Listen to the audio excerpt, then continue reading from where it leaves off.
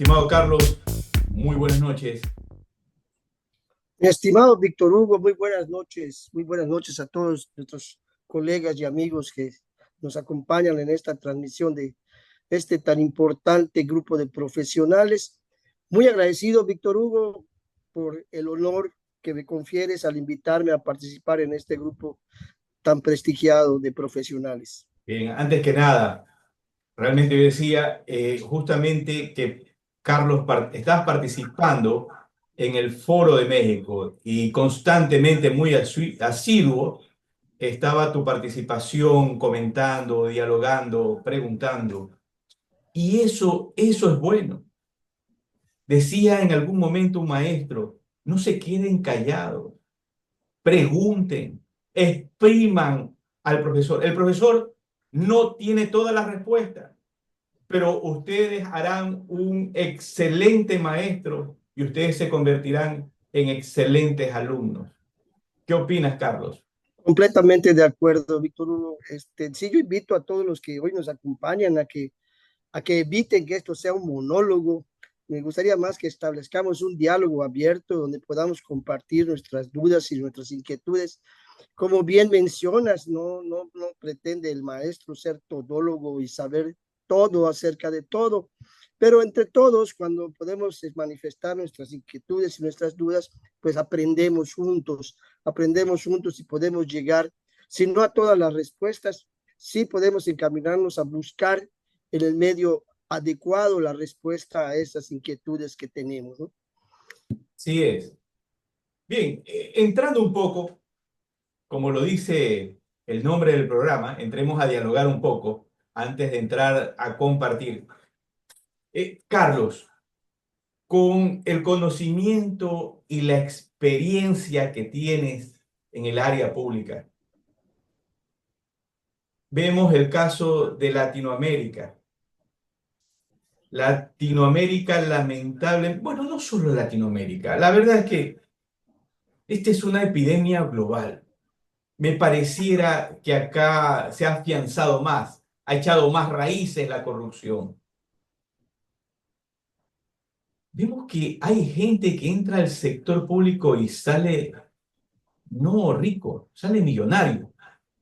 Eh, Tenemos el caso acá de un contralor que pagó una fianza de 14 millones de dólares cuando declaró en su declaración patrimonial que más o menos tenía un patrimonio entre 300.000 o 400.000 dólares. Y cuando se fue a Estados Unidos y lo cogieron por lavado de dinero, tuvo que pagar una fianza de 14 millones de dólares. Vemos en el caso de El Salvador.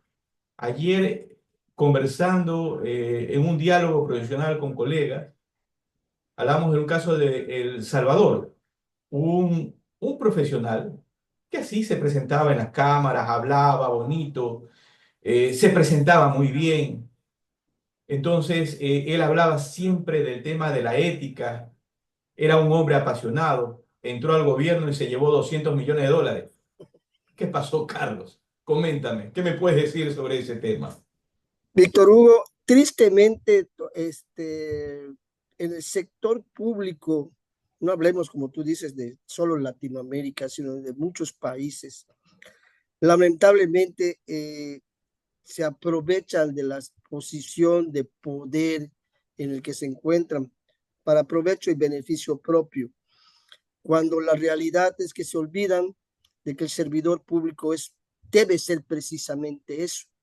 O sea, uno llega a estos puestos de gobierno o a la administración pública para prestar lo mejor de sí para beneficio de sus ciudadanos. Lamentablemente, en muchas ocasiones se adolece de las instituciones adecuadas para darle un seguimiento adecuado al ejercicio de esos recursos públicos. Y precisamente uno de los temas que vamos a tratar nosotros dentro de lo que es el control interno es que precisamente este control interno debe servirnos para establecer algunas medidas y algunas actividades que disminuyan el riesgo de corrupción. Y obviamente no es el único objetivo del control interno, es lo que queríamos, es lo que me gustaría platicar y despertar esa inquietud entre los participantes de esta tarde. Darles a conocer un poquito la experiencia propia. El material que preparé no es todo un material propio, es compendio de muchas participaciones, conferencias a las que he tenido la suerte de participar o escuchar a algunos colegas. Y obviamente es material que yo considero bastante completo y que obviamente no nos va a dar el tiempo para Bien. analizarlo todo. Vamos a hablar la parte nada más que yo considero que pudiera despertar esa inquietud, que es mi objetivo de la conversación del día de hoy. Y sí, tristemente, pues padecemos de un mal cultural que es la corrupción. Y lo peor es que en muchos países la corrupción no es lo peor, sino la inmunidad, mi estimado Víctor. Porque corrupción hay en todas partes, pero la inmunidad con la que muchos servidores y políticos públicos se hacen multimillonarios, como tú bien mencionas, es lo que es todavía aún peor en, en nuestra Latinoamérica. Es una realidad. Así es. Ahora Carlos, eh, conversando con un invitado justamente que tuvimos el día lunes, nuestro colega de Perú, Juan Causo Picar, creo que me equivoco el apellido, más o menos así era. Estamos hablando justamente sobre este tema del sector público. Y vimos que en el sector público hay profesionales preparados, tienen doctorados, tienen diplomados, PhD, magísteres, algunas maestrías, etcétera, etcétera. Yo creo que en el sector público lo que más hay es profesionales preparados. Te puedo comentar algo y te lo digo con toda honestidad, porque el desarrollo de mi vida profesional me ha permitido estar tanto en el sector independiente, cuando estaba yo al frente de una firma, de mi propia firma, en el sector privado, porque también tuve la oportunidad de desempeñarme como ejecutivo de algunas empresas industriales y comerciales. Y pues ahora en el sector público, y te puedo mencionar sin lugar a dudas que en todos lados se cuecen habas. Me refiero que la corrupción no es un mal particular del sector público. Existe corrupción en todos los niveles y en todos los sectores económicos de la sociedad. Y lo que es triste es que esta corrupción está tan arraigada en algunos lugares de nuestra Latinoamérica que pareciera ya que es un modo de vida aceptable, como dirían en algún momento tristemente, un refrán que escuchamos por acá que dice: el que no tranza no avanza. Entonces, es triste y lamentable. Yo creo que es motivo de una revisión, de una conducta cultural por parte de todos nuestros países. Y obviamente habrá que establecer algunas leyes que pudieran dictar alguna consecuencia más grave para aquellos que caigan en corrupción. No quisiera mencionar casos extremos, como algunos países de los que escuchamos que el que roba le cortan las manos o lo ahorcan, porque se dan esos casos en otros países. Y, y aunque ha probado ser un método muy efectivo, pues no quisiéramos nosotros abogar por ese tipo de consecuencias.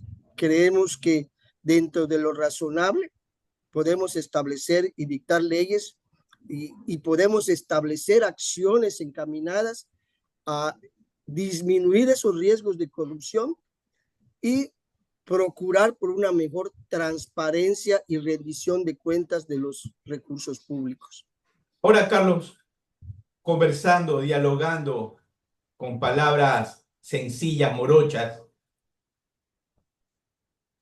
el profesional que está preparado, tú decías hace un momento, ¿no? El tema de la corrupción. Pero vemos que vamos a ser francos, o sea, siendo francos también en este aspecto, hay muchas personas, hombres y mujeres preparados, que realmente van a trabajar, van a servir a su país, quieren servirlo. ¿ya? Y tienen esa educación, esa preparación para servir a ese país. Pero ¿qué pasa cuando el de arriba y el de abajo te hacen sanduchito?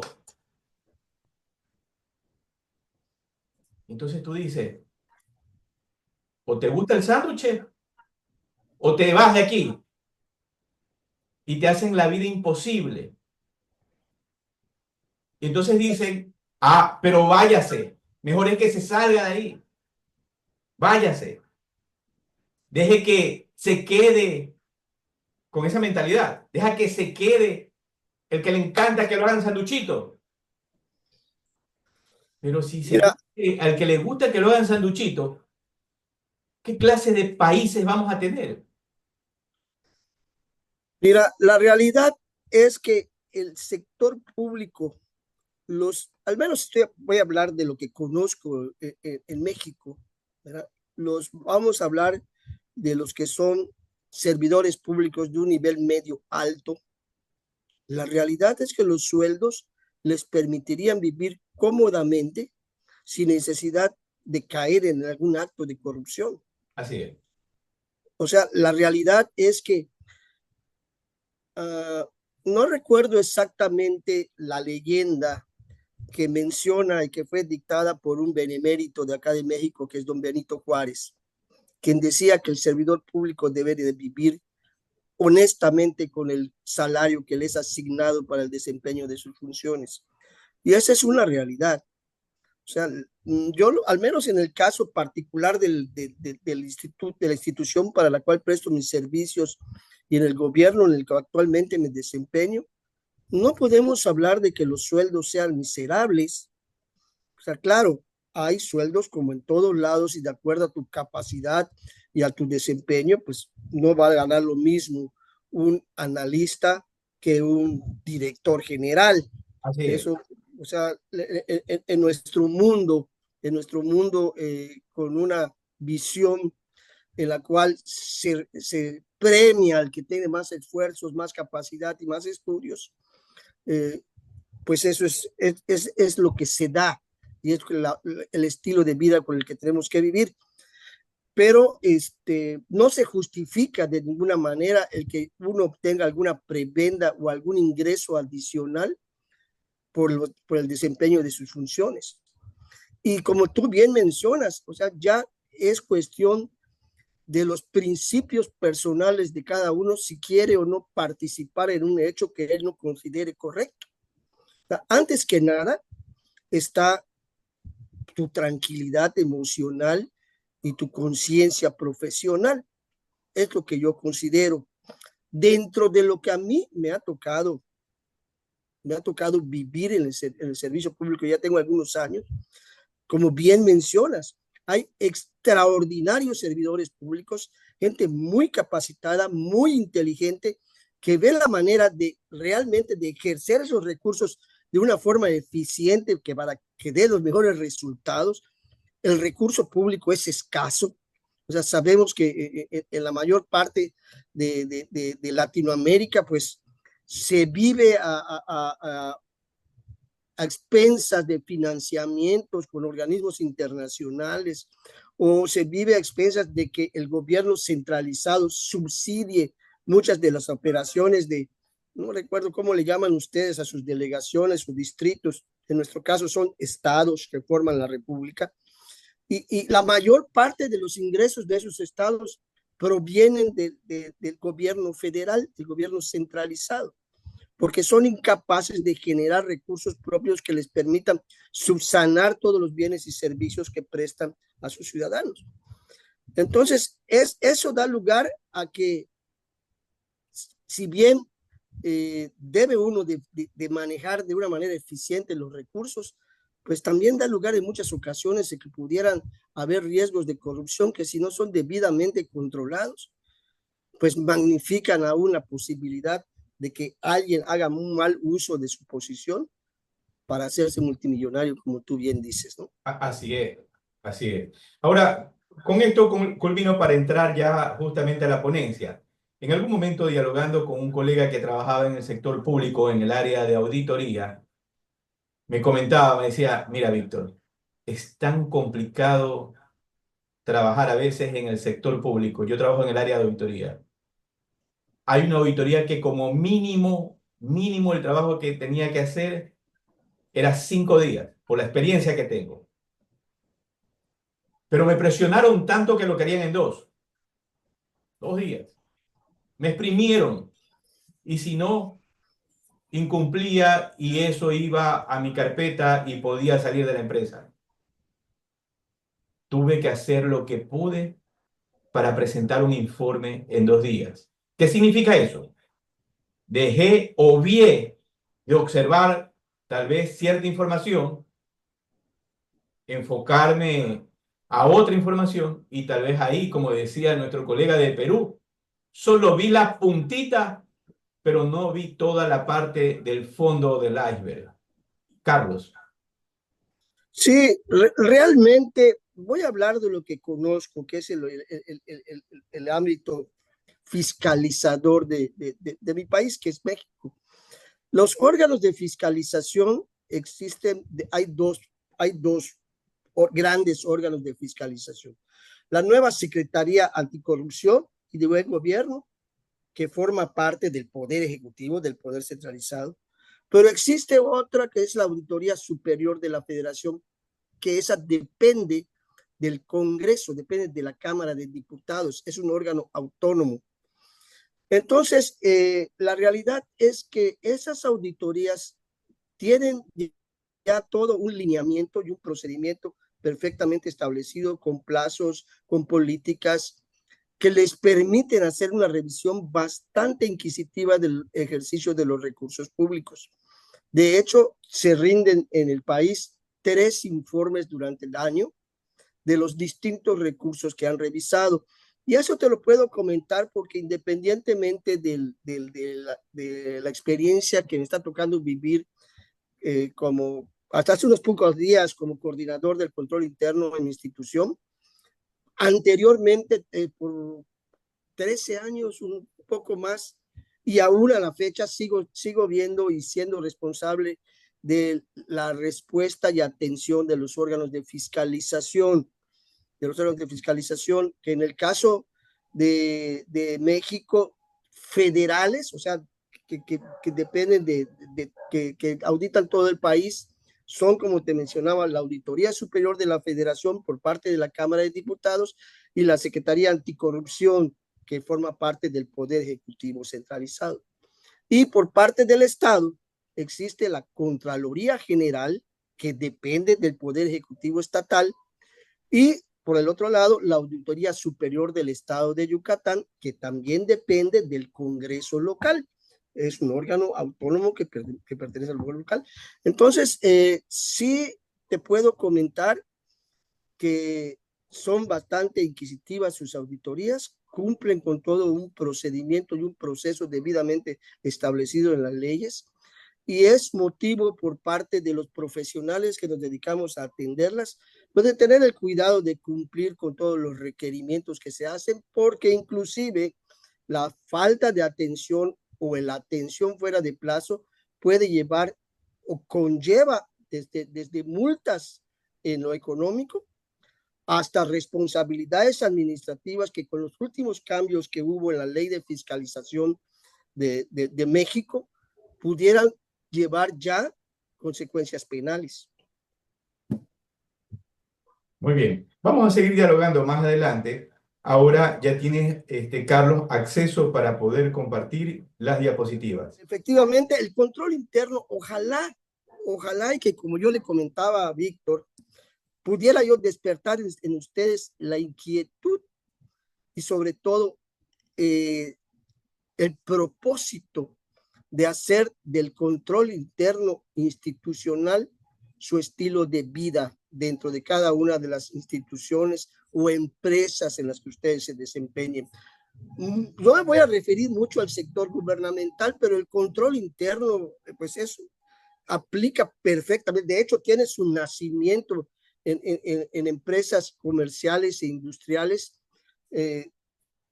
donde se crearon procedimientos y procesos que permitieran fortalecer la información financiera que las empresas que las empresas rendían. De hecho, como vemos en los comentarios en la pantalla, las primeras inquietudes nacieron durante pues el escándalo que se suscitó, que algunos vivimos o conocimos y que seguramente muchos de ustedes habrán escuchado, que fue el caso Watergate durante la administración de Richard Nixon, que trajo como consecuencia su propia renuncia, en el cual se encontraron que había empresas que hacían donaciones o sobornos que no estaban debidamente, obviamente no estaban debidamente registradas en sus informes financieros. Eso dio lugar a que se fortalecieran muchos procedimientos de control interno, los cuales, después de que se volvieron a presentar en el 85, ustedes recordarán que hubieron varias empresas de Estados Unidos se vieron envueltas en escándalos porque manejaban la información financiera que presentaban en la bolsa de valores y la información que presentaban para sus consejos de accionistas. Entonces se reunió esta comisión que era la Treadway, que era llamada así porque su primer presidente fue James Treadway Jr., y esto dio lugar más adelante a formar con la intervención de algunas instituciones de profesionistas de la contaduría pública en Estados Unidos, formaron el Committee of Organization of the Treadway Commission, lo que nosotros conocemos como COSO, el modelo COSO que es implementado tanto en empresas particulares como del sector público. Entonces, eso dio lugar a desarrollar el modelo COSO. Durante el transcurso de la plática vamos a ver mucha teoría, algunas definiciones, pero a mí me gustaría más que nada que se entendiera cuál es el sentido real que debería de tener el control interno. Y para eso les voy a compartir una experiencia que yo tuve. Como yo le mencionaba a Víctor Hugo en la plática que antecedió a esta presentación, antes de hacerme cargo del control interno, mi tarea consistía en atender a los órganos de fiscalización, a los que tanto externos como internos, todos ellos iniciaban sus técnicas de auditoría mediante un cuestionario de control interno en el que pedían evidencia del cumplimiento de muchas actividades de control que debían estar establecidas y que eso les servía a los auditores para tener una idea de qué tan sólida o verdadera pudiera ser la información que se rinde a través de los distintos estados financieros. Bueno, yo fue el primer contacto real dentro del sector gubernamental que tuve con el control interno. Me dedicaba yo a atender las solicitudes relacionadas con control interno y relacionadas con el ejercicio de recursos públicos y muchas otras requerimientos que hacían los órganos de fiscalización. Y cuando me encargan a mí hacerme cargo, coordinar todo lo que los aspectos para dar cumplimiento a los lineamientos expedidos por las autoridades locales para implementar y fortalecer el control interno en el sector gubernamental, me doy cuenta de que la mayoría de los servidores públicos veían el control interno como yo lo veía en un principio, únicamente como un cuestionario que había que llenar y cumplir, evidenciando documentalmente todo lo que ahí me pedían. Y allá se acababa. Entonces, lo que me di a la tarea, lo primero que hice fue reunir en reuniones de cada unidad administrativa, su titular con el enlace que atendía todas las cuestiones de control interno o con su responsable de control interno. Y la primera pregunta que yo les hacía era, aparte de ustedes, digo, respetando la jerarquía del titular, aparte de ustedes, en su unidad administrativa, ¿quién más conoce de control interno? Y la respuesta en todos los casos fue nadie. Y para ustedes, ¿qué es el control interno? Y lo que escuchaba en la mayoría de los casos era, pues es el cuestionario que nos traen los auditores para que llenemos, donde nos hablan de que si tenemos un código de ética, un código de conducta, que nos hablan que si llevamos un control de los fondos fijos de caja, que si llevamos un control de almacén y evidenciamos con documentación todo lo que hacemos, que si se hacen inventarios tanto tiempo, que si los saldos bancarios estaban debidamente conciliados. Y era la idea que todos tenían en la institución de lo que era el control interno. Ojalá y que después de esta plática y de este diálogo que estamos estableciendo, pudiéramos entender las bondades que el control interno que trae realmente para la operación de cualquier institución pública o privada, puesto que el control interno realmente es un proceso que nos permite tener la certeza de llegar a los objetivos estratégicos que nuestra institución tiene, vigilando desde luego lograr esos objetivos de manera eficiente y transparente, que esas operaciones se vean reflejadas de una forma real y efectiva en nuestros estados financieros, y que eso sea, y que toda la información de la empresa, de la institución, del sector gobierno del que se trate, sea debidamente comunicada a todos los miembros de esta organización, y sobre todo que todos participen en el nuevo estilo de vida institucional alrededor del control interno. Aquí podemos ver lo que yo les mencionaba hace un momento, ¿ok? Que está enfocado el control interno para darnos un grado de seguridad razonable en cuanto a la consecución de nuestros objetivos. Revisando desde nuevo, como yo les comentaba, la eficiencia y la eficacia de las operaciones, la fiabilidad de la información financiera, resultado del registro de todas estas operaciones.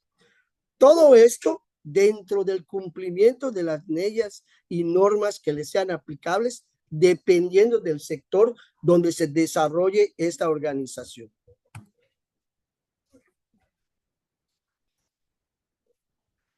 Todo este análisis de las situaciones que tenían que ver con el resultado de las operaciones reflejadas a través de los estados financieros, de la información que se tenía que rendir a través de las bolsas de valores, dio como resultado el control interno, un marco integrado de control interno. Y el famoso cubo Coso que está formado por estos 5 componentes. Estos 5 componentes de los que vamos a platicar en forma muy general, pero tratando de que entiendan qué es lo que cada componente de control interno, a qué se refiere cada componente de control interno, cómo podemos vigilar su adecuado cumplimiento en cada uno de los sectores que habíamos comentado, las operaciones de la organización, la información financiera que resulta de esas operaciones, todo dentro de un marco normativo y legal que puede ser del tipo fiscal, que puede ser del tipo administrativo, que puede ser del tipo de salud, del tipo de medioambiental o de la normativa gubernamental que en este caso nos ocupa. El ambiente de control se refiere desde luego a toda la cultura organizacional, la ética y la integridad de la alta dirección. ¿A qué me refiero? Aquí, en el ambiente de control, debemos establecer perfectamente todos nuestros manuales de organización, nuestros manuales de operación, las leyes y normas que aplican al desempeño de las operaciones de la organización a la que pertenecemos, los códigos de ética que se deben establecer y respetar, las normas de conducta que rigen a esto. Y como ustedes saben, pues obviamente dentro del manual de organización están comprendidas todo lo que viene siendo la misión de nuestra organización, cuál es la visión que tenemos, cuáles son los aspectos éticos que propagamos y que sostenemos dentro de nuestra organización. A eso se refiere el componente de ambiente de control, que tenemos que vigilar que ese componente de ambiente de control esté debidamente conformado por todos los procedimientos y políticas que ya les mencioné. La evaluación de riesgos, componente muy importante para el control interno de nuestra organización. ¿Y a qué se refiere esa evaluación de riesgos? A identificar y analizar los riesgos que podrían disminuir la posibilidad de la obtención de nuestros objetivos estratégicos, o en el peor de los casos, que deberían impedir la consecución de nuestros objetivos. Para eso, desde luego, tenemos que tener muy claro primero cuáles son esos objetivos estratégicos que tiene nuestra organización, para que entonces nosotros podamos analizar, a ver, ¿qué es lo que tengo que lograr? Pues lo que tengo que lograr en el caso de mi organización es cuidar que haya un balance presupuestal que le permita al Estado cumplir con sus obligaciones. Bueno, ¿y cuál podría ser uno de esos riesgos de que yo no pudiera cumplir con ese objetivo? Estoy hablando de un ejemplo cualquiera. Pues uno de los riesgos es que yo precisamente no pueda sostener ese balance presupuestal que me permita tener los ingresos necesarios para hacer frente a los gastos proyectados. Ese es un riesgo. Pero ese riesgo, ¿qué factores lo podrían provocar? Bueno, acabamos de pasar por un factor que estoy seguro que impactó grandemente a las economías de todo el mundo, como fue la pandemia que vivimos hace unos años. Nadie estaba preparado a todos los gastos extraordinarios que se tuvieron que realizar en el sector salud, habilitando múltiples hospitales, comprando más medicinas e investigando más allá de todas aquellas consecuencias que pudiera traer este virus. Entonces, ese es un factor de riesgo. ¿Cuál otro factor de riesgo pudiera existir? Hay otro factor de riesgo en el caso de muchos países, que pudiera ser un terremoto, o pudiera ser un huracán, o pudiera ser una inundación. Ese es otro factor de riesgo que pudiera provocar una desestabilización entre los balances presupuestarios de una organización pública. ¿Por qué? Porque requeriría obviamente gastos de reconstrucción, ayuda a los damnificados, reconstrucción de infraestructura. Entonces, esas evaluaciones de riesgos es una parte, un componente muy importante del control interno, porque nos permite definir exactamente qué riesgos pudiera tener nuestra organización para lograr sus objetivos, cuáles son los factores que lo pudieran provocar, y de esos factores, cuál pudiera ser su probabilidad de ocurrencia y cuál sería el impacto que tendrían para que pudieran disminuir la posibilidad de lograr nuestros objetivos, o, lo que es peor aún, de evitarlos. A eso se refiere el componente de evaluación de riesgos. Y obviamente, una vez que nosotros hemos determinado perfectamente estos riesgos, sus factores, sus probabilidades de ocurrencia y el impacto que tienen, entonces es diseñar en la organización actividades de control, que son políticas y procedimientos que van a mitigar esos riesgos, que van a evitar que esos riesgos sucedan, o que van a disminuir la probabilidad de que ocurra, o a mitigar el impacto que pudieran tener en el caso de ocurrencia. Estas actividades de control las documentamos a través de procedimientos y políticas que establecemos en nuestra organización. Pero aquí está lo más importante. Dentro de todos estos componentes, hay una cosa que yo estaba pasando por alto comentarles. Es muy importante y necesario que esté involucrada absolutamente toda la organización, que esa es la otra cara del cubo que vemos en la pantalla. Tenemos los 5 componentes, tenemos los objetivos a los cuales tenemos que cuidar, que son las operaciones, los informes financieros y el cumplimiento de las normas. Pero del otro lado tenemos que todos tenemos que participar dentro de este gran proceso del control interno.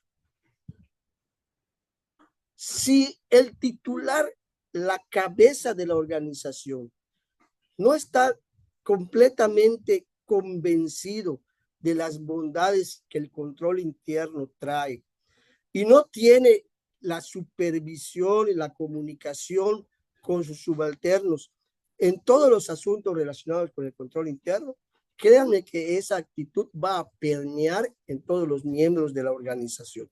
Por eso es muy importante estar convencidos que para que el control interno funcione dentro de cualquier organización, es necesario que todos estén debidamente involucrados. ¿Alguien quería hacer uso de la voz?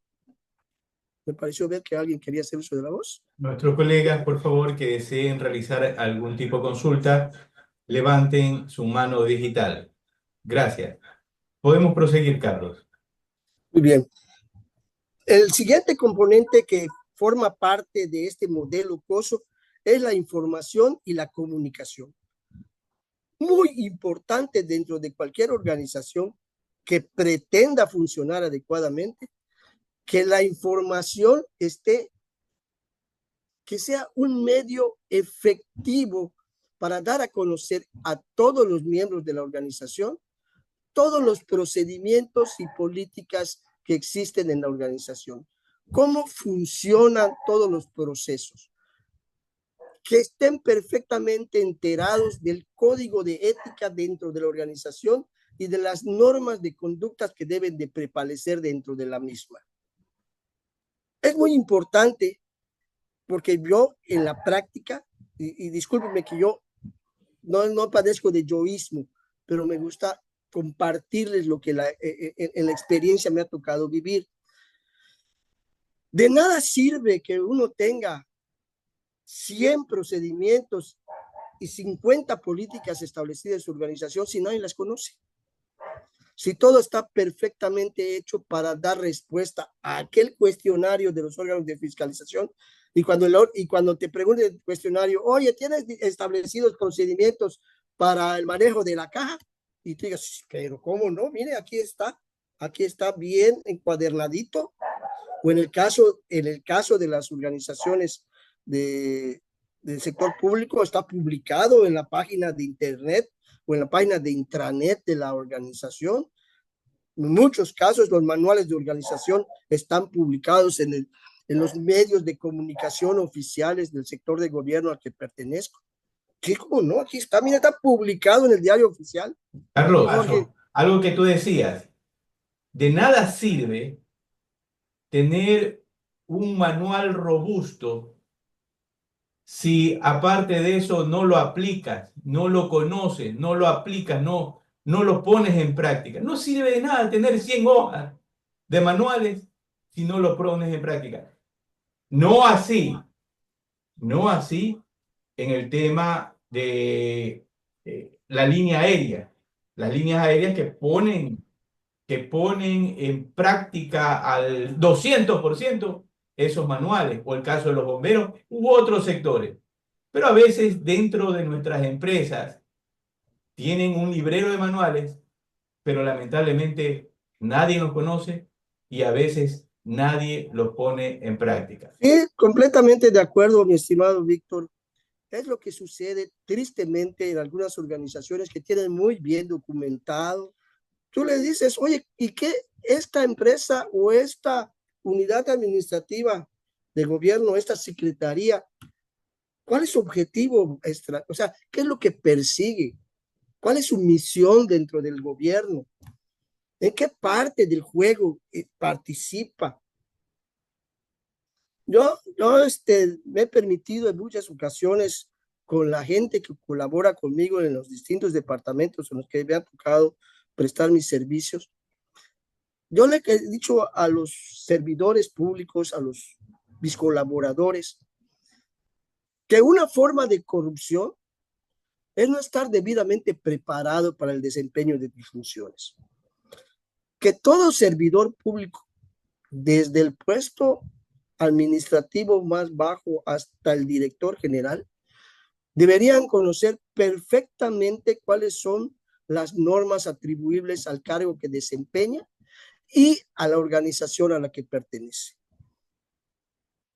Yo insisto mucho con todos a que deberían de conocer perfectamente todo el flujo presupuestario que conlleva el ejercicio de los recursos, que deberían conocer perfectamente cuáles son los planes nacionales de desarrollo y los planes estatales de desarrollo, porque de esos planes estatales de desarrollo nacen los pilares que dan lugar a los programas presupuestarios que permiten el ejercicio del recurso público.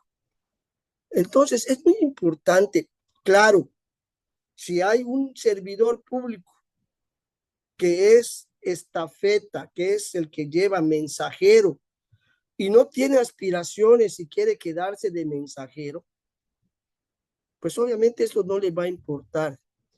Pero yo en muchas ocasiones, y eso te lo puedo decir honestamente, Víctor, yo le doy mucho más validez a la actitud y el empeño del servidor público que a los conocimientos que pueda tener.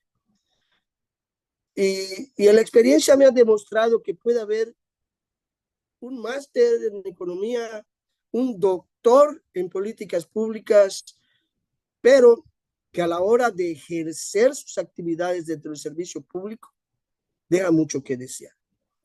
Y deja mucho que desear porque es muchas veces más importante la actitud de servicio que pueda uno tener, el hambre de aprender y la empatía que pueda desarrollar o desempeñar durante el ejercicio de sus funciones, que un título que pueda tener pegado en la pared. Con todo el Pero, respeto a mis amigos pero profesionistas. Carlos, ya, yo decía, hablamos al inicio de este diálogo que hay profesionales que están preparados y efectivamente son gente que ha estudiado, pero hay cierto grupo y eso creo que también tiene que suceder en México, que compra los títulos.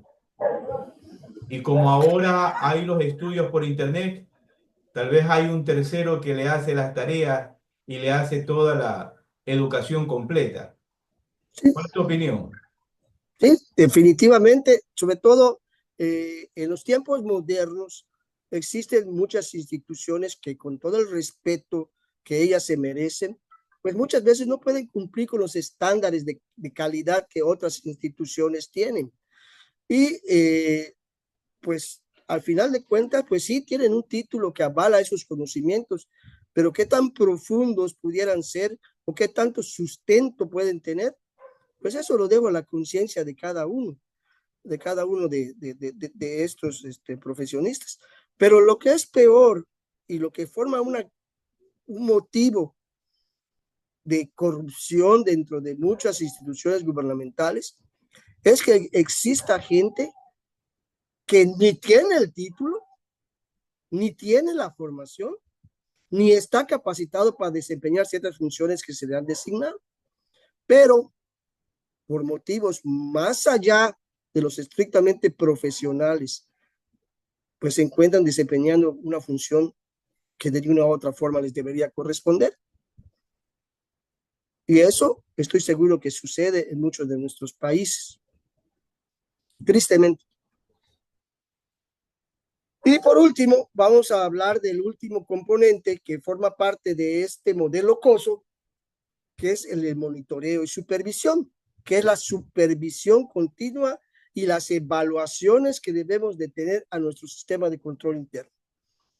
Y debemos hablar de que las evaluaciones no deben de ser solamente internas, sino que debe de haber también evaluaciones independientes.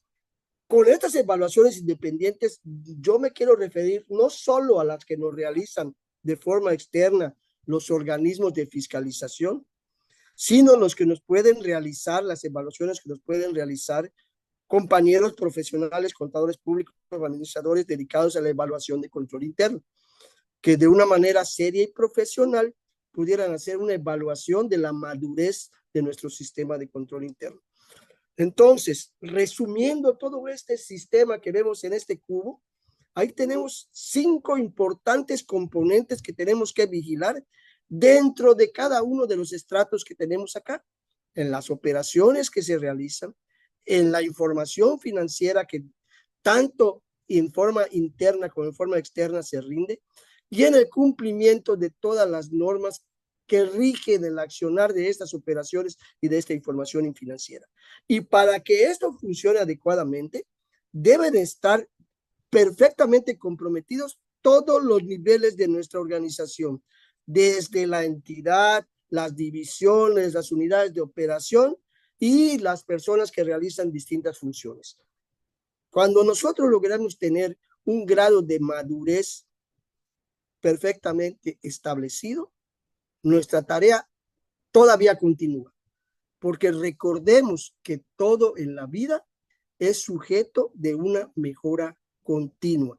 Y para eso el componente de monitoreo y supervisión nos permite conocer si la madurez de nuestro sistema de control interno nos permite ir avanzando cada día más, porque cuando una actividad de control que hemos establecido para controlar un determinado riesgo ya funciona adecuadamente, entonces tenemos que seguir con otros riesgos. Entonces, a lo mejor, cuando hicimos nuestro primer análisis, ya existen nuevos riesgos, nuevos factores de riesgo que están afectando la consecución de nuestros objetivos. El control interno institucional es un proceso vivo y activo que evoluciona día con día y que requiere que todos los miembros de la organización estemos perfectamente comprometidos con su cumplimiento y vigilancia. Todos, de hecho, cuando existen reuniones con los titulares o los jefes de departamento, la recomendación general es dejar participar a quienes elaboran y efectúan las funciones de operación dentro de una empresa o dentro de una organización gubernamental, porque ellos son los que conocen más que nada qué riesgos pueden haber. Y les voy a poner un ejemplo. Yo puedo tener un procedimiento perfectamente establecido para hacer un pago de tesorería. Todo está perfectamente, todo se cumple muy bien. Se le otorga el presupuesto que se le tiene asignado, ellos elaboran su cuenta por pagar o su documentación que va a dar lugar al pago, la documentan perfectamente, tiene el CFDI o la factura debidamente implementada con todos los requisitos legales y fiscales, está la factura debidamente amparada con toda la documentación que comprueba que la adquisición del bien o la operación que se realizó o la adquisición que se hizo está debidamente documentada con la entrada de almacén o con el avance de obras, si es una obra de infraestructura. Todo está perfectamente hecho. Pero al momento de llegar a tesorería y de hacer el pago al proveedor, en lugar de pagarlo con el banco A, lo pago con el banco B. El proveedor está contento, el proveedor o el prestador de servicios va a recibir su pago, el registro del gasto o del pago va a estar perfectamente establecido, pero el pago del banco ya no. Y al momento de hacer una conciliación bancaria un mes después, si es que nos va bien, si no es que es trimestralmente, entonces nos vamos a dar cuenta que hicimos un pago con un banco distinto. ¿Para qué? ¿Qué es lo que falló? Que debe de haber una actividad de control en tesorería que nos permita conocer que todos los pagos que se hacen como consecuencia de un documento realmente se hayan hecho adecuadamente a través de la institución financiera o del banco que corresponde. Entonces, todas estas actividades del día a día muchas veces son desconocidas por el director o por el jefe de departamento porque no está en la operación de tesorería, no está sentado frente a la terminal bancaria que le permite hacer estos movimientos. O muchas veces el de almacén viene y se hizo un requerimiento de compra de una computadora. Ok, pero resulta que efectivamente el jefe de almacén recibió la computadora a la entrada del almacén, el registro está bien, todo está bien. Pero no era la computadora que se había solicitado. No existe un cotejo entre la orden de compra de quien necesita el equipo, donde están las especificaciones técnicas del equipo que se debe recibir, y el personal de almacén que lo recibe. Eso puede ser otro. Y así como estos ejemplos, yo les puedo comentar de múltiples operaciones que se dan en el día a día de cualquier empresa o de cualquier organización que requieren una vigilancia adecuada. Y no se trata, eso sí lo quiero puntualizar, de establecer actividades de control o procedimientos o políticas que entorpezcan la operación diaria. Es otra recomendación que tenemos que tener muy presente a la hora de implementar nuestro sistema de control interno. Debe de prevalecer la eficiencia, la eficacia y la agilidad de las operaciones, sobre todo en el caso de un sector gubernamental que es indispensable que procure los servicios para los ciudadanos. No podemos detener, yo no puedo detener por una falta un pago de energía eléctrica que va a dar lugar a que la Comisión Federal de Electricidad me suspenda el suministro de energía eléctrica a un hospital.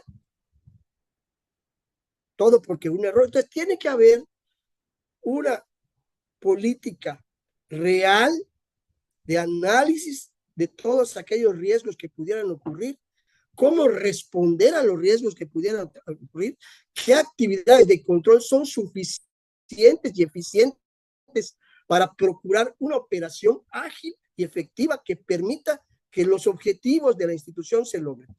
Entonces, lo que yo les comento, esto es lo importante de tener muy en consideración cuando hablamos del control interno. Yo espero, sueño con hacer del control de vida una forma de vida institucional, porque eso nos va a permitir eliminar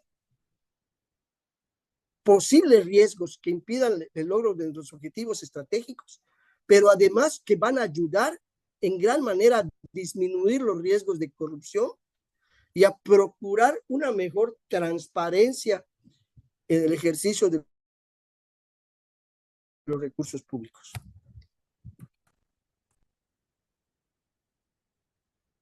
Este modelo COSO definitivamente organizaciones, hablo de tanto del sector público como del sector privado, y han sido motivo de estudio y análisis por comités de auditorías y por todos los auditores internos y externos. Yo les comentaba en un principio que cuando me tocaba a mí atender estas auditorías, en todas las auditorías, el cuestionario de control interno es una técnica obligada para darle al auditor una idea de la madurez del control interno establecido dentro de la organización, porque evidencia el cumplimiento de las actividades y de los principios que vienen a fortalecer estos componentes de control interno. En la pantalla que ahora les presento, no es más que resumir lo que hemos estado comentando. El control interno es un proceso, es un medio para la consecución de nuestros fines, de nuestros objetivos estratégicos, de nuestros planes. No es un fin en sí mismo. Importantísimo estar completamente ciertos en que para que este control interno funcione, tienen que participar todos los miembros de la organización, absolutamente todos, desde el titular hasta la persona que hace la operación más sencilla dentro de la organización. Y pues también está muy claro que por más fortalecido que tengamos un control interno, solo nos ofrece un grado de seguridad razonable. ¿Por qué? Porque los riesgos, llámese un riesgo de salud o un riesgo climatológico, pudieran en algún momento afectar el logro de los objetivos. Y lo que he venido repitiendo, el control interno está pensado para facilitar la consecución de objetivos propios de cada entidad. No hay dos controles internos iguales porque cada organización o cada institución tiene necesidades y objetivos distintos.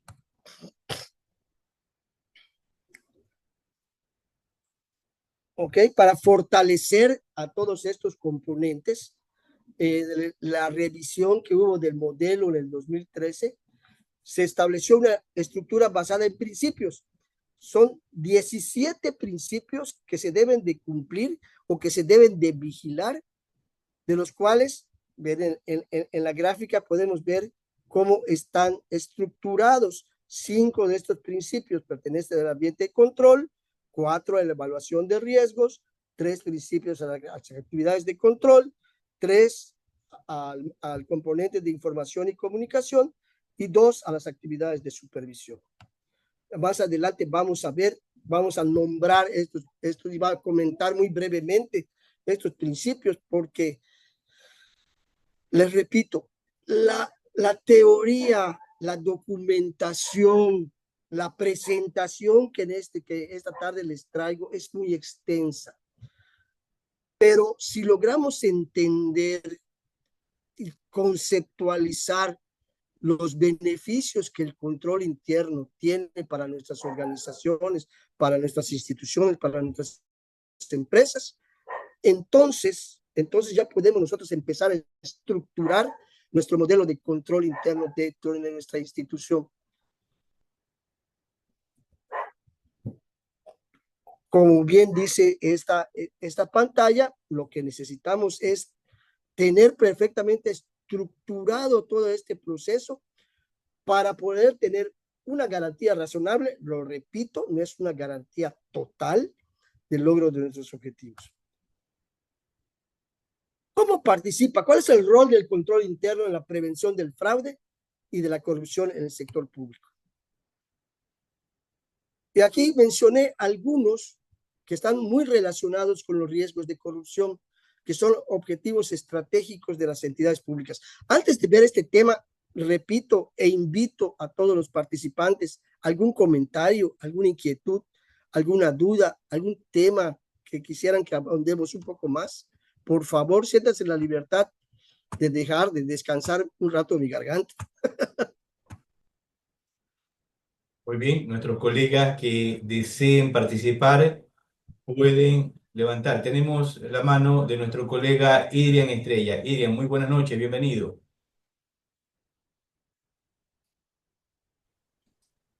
Adelante, Adrián, por favor. Hola, buenas noches, Carlos. ¿Cómo Un gusto, estás? Adrián. Muy bien. Irian, muy buenas noches, Carlos, bienvenido. Víctor, ¿cómo estás? Muy buena noche.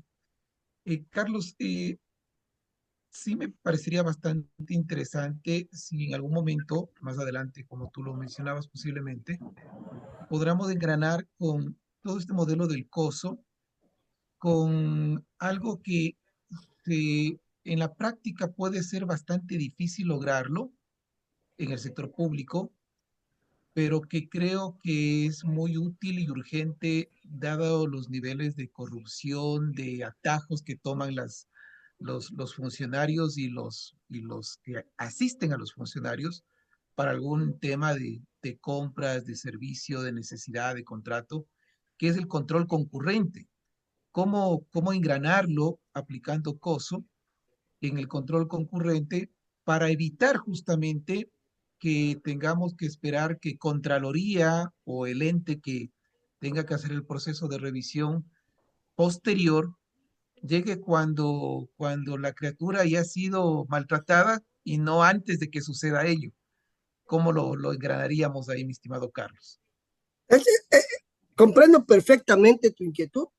Y precisamente uno de los beneficios que tiene el tener el control interno fortalecido y de que tengamos realmente cumplidos los principios dentro de cada uno de los componentes que forman el modelo COSO, eso le permitiría a la propia organización conocer y detectar esos posibles riesgos de corrupción.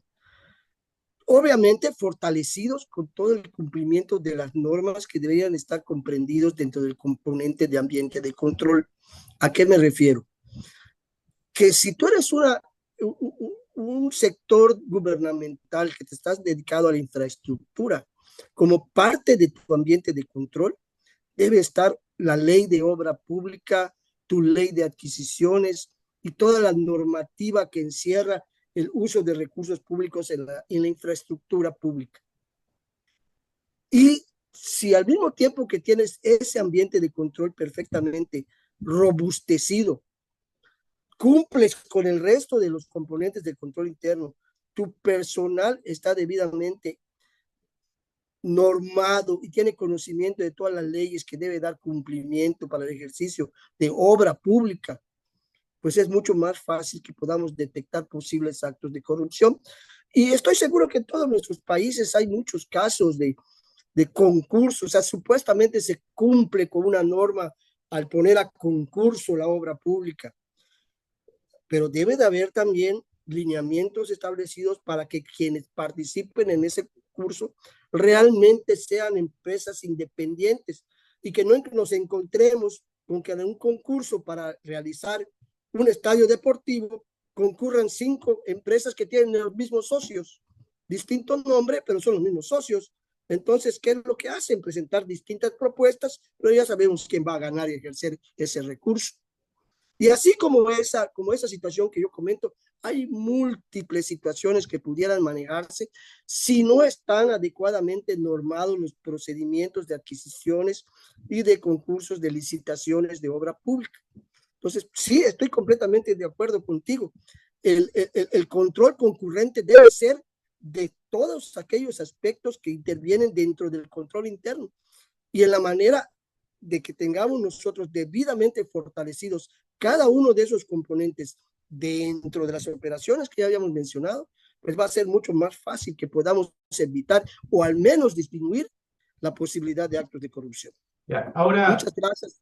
Carlos y Adriano, a veces en la implementación de estos controles internos en las compañías o en el sector público, pero hablando de las entidades privadas, a veces queremos volverla difícil el colocar controles. Entonces, estamos viendo, como tú decías, Carlos, toda la estructura de la A a la Z y no queremos iniciar de la A a la B, y poniéndonos meta, A, B, C. Ejemplo, señores, la entrada acá a la empresa es a las 8 en punto. Muy bien, eso va dentro de los procesos del manual. Perfecto, ya tenemos una línea. Esa línea poco a poco se va desmenuzando. Segundo, las máquinas, antes de ser encendidas, deben por lo menos calentar 10 minutos. Otra línea. Comienza después poco a poco el arma fino. Ahora, preparar este manual de control interno no es solamente coger y darle el manual. Implica capacitar, implica adecuar toda la estructura organizacional. Carlos. Completamente de acuerdo. Y perfecta. Y ahora que lo mencionas, uno de los principios que forman parte de estos componentes de control interno es ese. O sea, el tener establecido un programa de inducción para la gente que se incorpora a nuestras organizaciones, así como un programa de capacitación para todos nuestros empleados o nuestros servidores públicos, así como un sistema de evaluación de su desempeño. O sea, ¿realmente está cumpliendo sus funciones como debería de ser? Mira, en la experiencia te voy a comentar muchas cosas que me ha tocado y que platicar con mis colaboradores. Me gusta que mis colaboradores estén muy involucrados con todo lo que se hace en las distintas unidades administrativas que me ha tocado estar, porque ellos son los que realmente operan toda la operación. O sea, uno desde su escritorio, pues debe tener muchos planes, tiene indicadores, tiene reportes, pero quienes están en el terreno de la batalla, los soldados, son ellos. Entonces yo les comentaba, miren muchachos, se habla en la calle, se habla en los periódicos, se habla en las revistas de la corrupción. Tu horario de entrada, vienes corriendo porque tienes que checar tu entrada, checar tu tarjeta a las 8 de la mañana. Entonces, a las 9 de la mañana se están empezando a sentar para prender sus equipos de cómputo, mientras platican con el vecino qué pasó en la novela de ayer, o cuál fue el resultado del partido del domingo. Entonces yo les comento, eso es corrupción. Tu hora de trabajo la paga el ciudadano de la calle, nos paga nuestro sueldo. Lo que esperan de nosotros es que rindamos eficientemente cada minuto de nuestro horario laboral. Parece estricto, pero eso es corrupción, Víctor Hugo. Si sacamos en pesos o en dólares, ¿cuánto cuesta la ineficiencia laboral? Los breaks, las idas al baño. Yo tuve la oportunidad hace muchos años de trabajar en Estados Unidos para una industria coreana. No te puedo hablar de maltrato laboral porque te pagaban cada minuto de tu trabajo, pero te exigían cada minuto de operación en el puesto que te tocara desempeñar. Controlar y detectar prácticas de corrupción, sancionarlas, porque lo que mencionábamos en un momento, no basta con detectar esas prácticas de corrupción, sino que nadie debería quedar impune cuando realice este tipo de actos, sancionar esas prácticas de corrupción, fortalecer la transparencia y la rendición de cuentas de la gestión pública.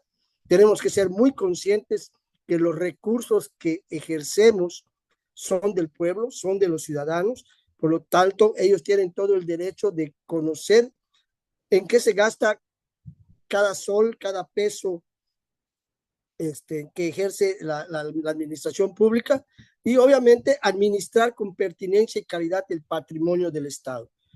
O sea, el servidor público debe de buscar ante todo ser eficiente, ser eficaz, ser transparente y rendir cuentas de todos los recursos que ejerce dentro de las normas y leyes que norman el ejercicio público.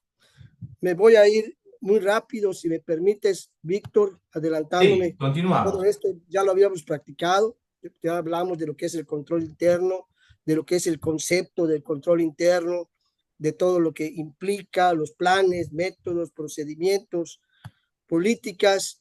Y en el caso de México, ¿verdad? Nosotros tenemos un sistema nacional de fiscalización que estableció un marco integrado de control interno para el sector público.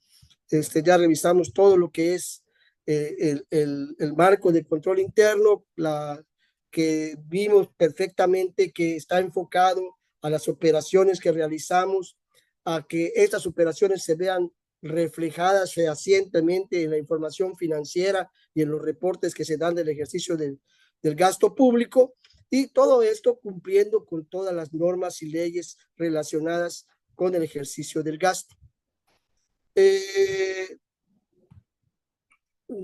Todo esto ya lo habíamos platicado, ya habíamos visto todo. Me voy a permitir leer muy rápidamente los principios, que eso no nos ha alcanzado el tiempo de verlos, pero dentro del componente de ambiente de control, recordemos que existen 5 principios, que son el mostrar actitud de respaldo y compromiso, que ya habíamos mencionado, que toda la organización debe estar comprometida e inmersa dentro de todas las actividades que tienen relacionadas con el control interno, ejercer la responsabilidad de vigilancia.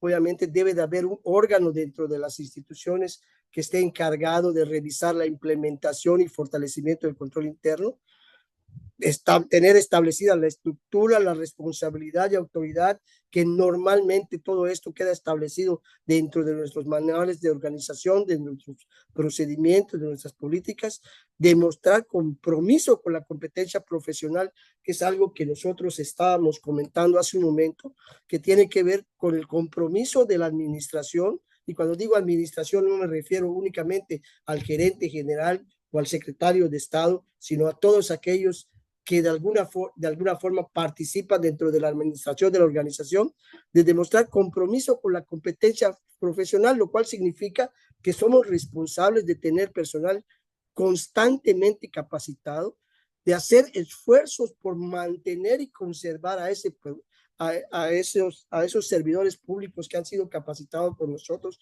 y que han demostrado competencia profesional.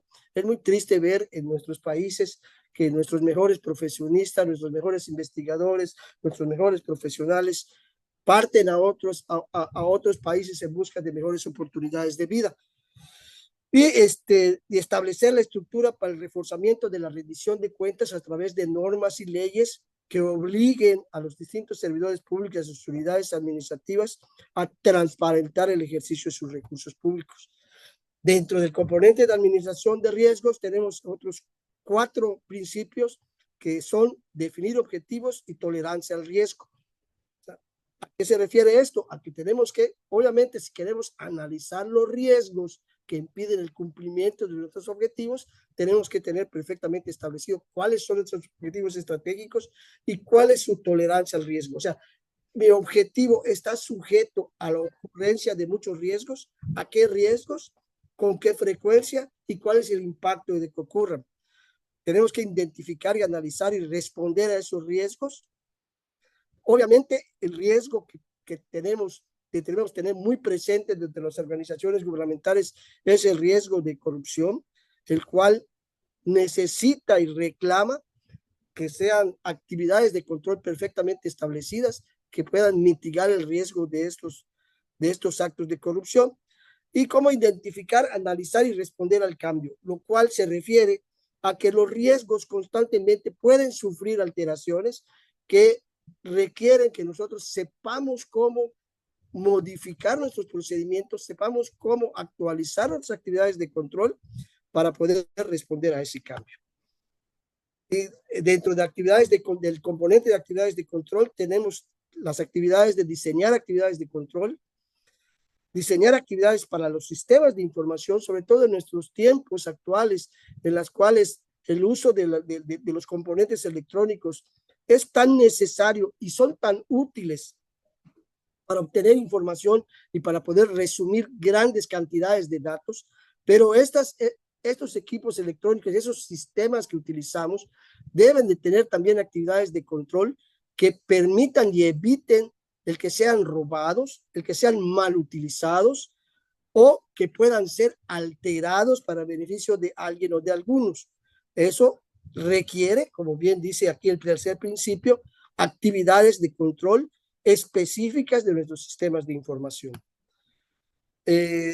Dentro del componente de información y comunicación, tenemos que estar seguros dentro de nuestras organizaciones de usar información de calidad y que esta información sea adecuadamente compartida de manera interna y de manera externa, obviamente respetando aquella información que debe de ser compartida, porque no todo debe de ser.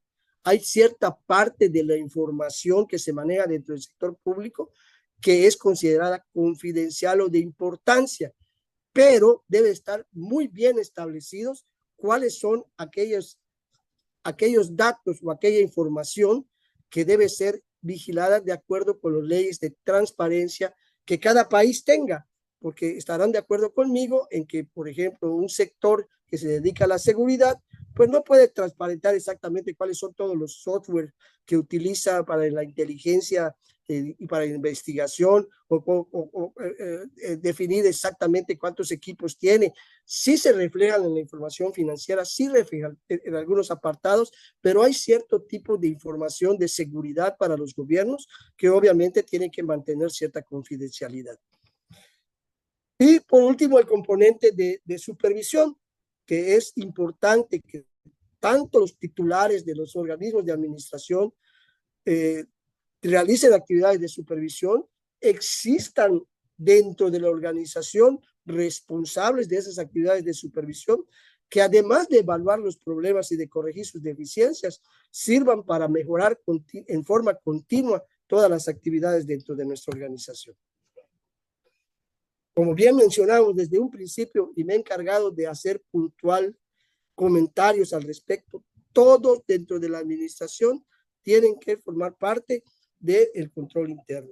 Ojalá y lo que hemos comentado y lo que les he participado despierten en ustedes la necesidad de conocer un poco más de lo que es el control interno, de establecerlo como un estilo de vida institucional que les permita tener esa seguridad razonable para la obtención de sus objetivos. Hay toda una parte dentro de este programa que no vamos a tomar tiempo de ver, pero ojalá sea motivo de otra plática, mi estimado Víctor, que son la evaluación del sistema de control interno, cómo evaluarlo. Aquí hacemos uso de los cuestionarios, hacemos uso Claro que sí. de otras técnicas de evaluación que nos permiten conocer cuál es la madurez de ese control interno. ¿Y cuáles son los riesgos por esta falta de control interno? Pues obviamente hay una afectación al erario público, obviamente el uso de recursos públicos se ve afectado, hay desvío de recursos, desperdicios por bienes adquiridos no utilizados para darle muchas veces o en algunas ocasiones puede ser que adquieras algún artículo o alguna propiedad que no sea indispensable únicamente para favorecer a un tercero, pagos en exceso que se da en muchas ocasiones cuando hay procesos de licitación o adjudicación manejados de una forma incorrecta, en la cual puedes estar sobrepagando algún artículo, algún bien o servicio, o otorgar apoyos o subsidios a aquellos beneficiarios que no lo necesitan o que muchas ocasiones ni siquiera existen, ¿verdad? Recursos mal utilizados o distintas prácticas que dan como resultado que el Estado deje de percibir algún tipo de ingreso o que incurra en algún gasto en exceso. ¿A dónde debemos avanzar en el combate a la corrupción? Hemos platicado, tenemos que generar acciones para que existan reglas claras y transparentes que eviten el uso inadecuado de los recursos públicos para un fin determinado, para un partido determinado o para un sector determinado. Inculcar y transmitir a todos los integrantes de nuestras organizaciones la cultura de la ética y la legalidad, algo que debe de nacer, según mi punto de vista, desde el núcleo familiar y que debe formar parte de una modificación cultural en muchos de nuestros países. Erradicar la discrecionalidad y el poder mediante controles que garanticen el buen desempeño de sus áreas y fomentar la confianza basada en la integridad. Los servidores públicos de los entes públicos deben hacer suyas las siguientes virtudes: justicia, acierto, coraje y temperancia. Nadie puede servir a los demás si no se controla a sí mismo. Hay que inculcar la función del control, tanto personal como en nuestras organizaciones. Muy bien. Ya estamos en la recta final. Realmente nos hemos pasado, pero tengo que hacerte esta pregunta. Carlos, habiendo controles internos en los gobiernos, habiendo auditorías y habiendo una serie de manuales y procedimientos, vemos que la corrupción no para y todo lo contrario, cada año, cada década se incrementa más. ¿Qué hace falta?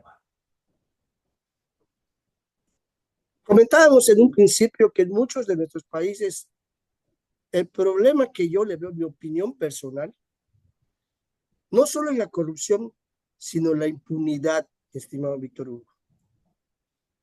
Porque vemos con tristeza que muchas veces los actos de corrupción o el desvío de los recursos públicos son detectados.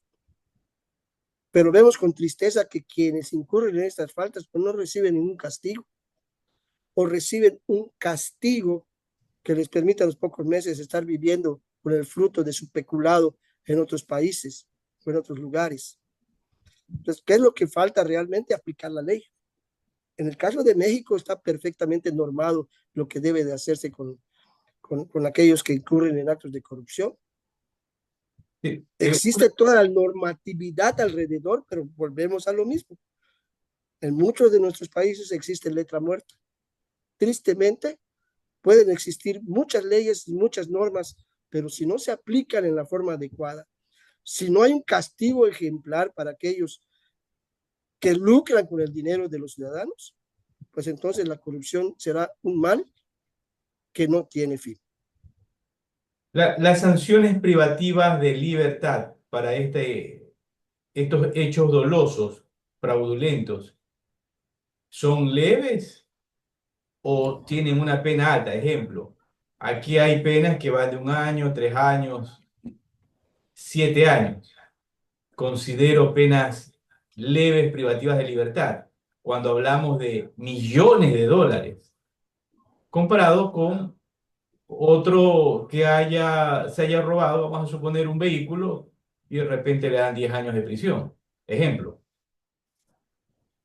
Completamente de acuerdo. O sea, es que el castigo no debe ser solo corporal, sino que debe de recuperar el erario público todos aquellos bienes que fueron de mal habidos. O sea, deben de estar congeladas las cuentas bancarias, deben de requisitarse las propiedades.